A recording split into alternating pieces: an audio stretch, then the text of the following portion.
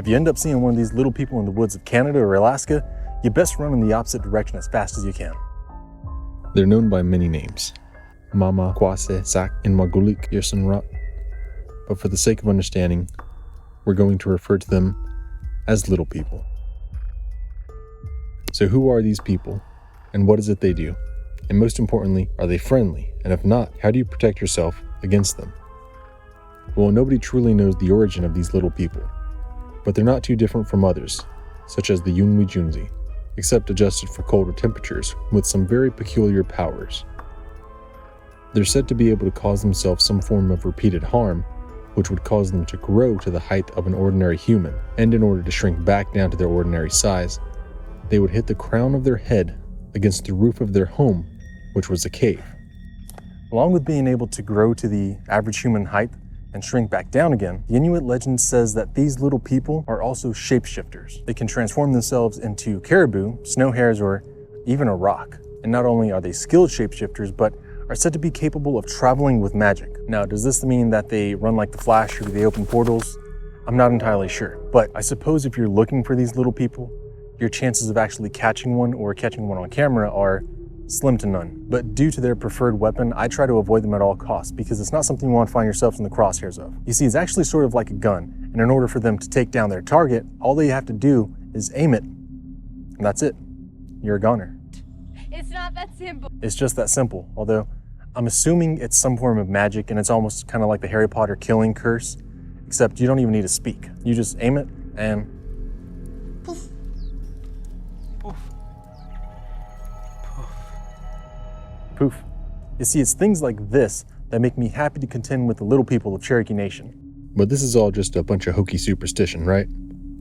There can't really be any truth to little people in the Arctic. Well, 2 people in Alaska came forward to tell their stories of encounters with the little people. The police officer was out on patrol at night when a little man threw a large rock at him and proceeded to throw another shortly after. These rocks were so large that the officer had trouble picking them up himself.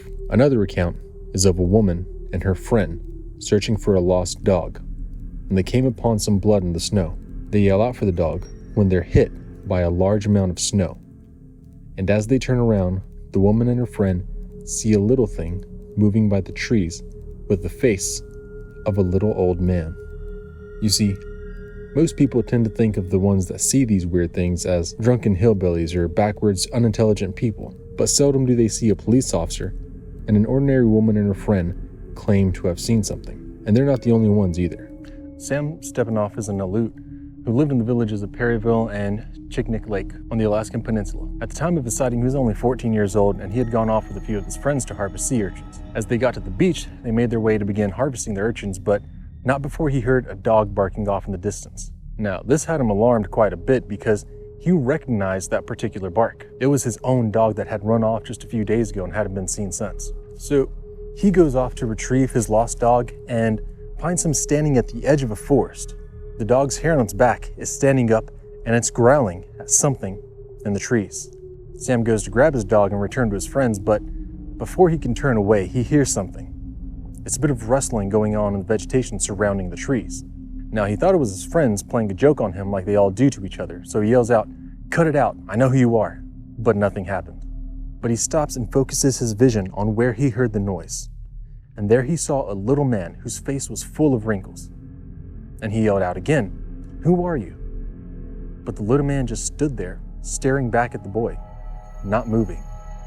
This unnerved him so bad that he instinctively dropped his dog and ran off back to his friends. When he got back there, he told them what he had seen, and they all ran off home. Now, I'm sure you're wondering, well, what about the dog? Is the dog okay? Well, I'm sure it is, because that's said to be one of the few things that these little people are afraid of. Dogs. Now, this boy got off easy. Other stories speak of people sitting and watching the little people for an hour or so, and when they return to their village, a great deal of time has passed.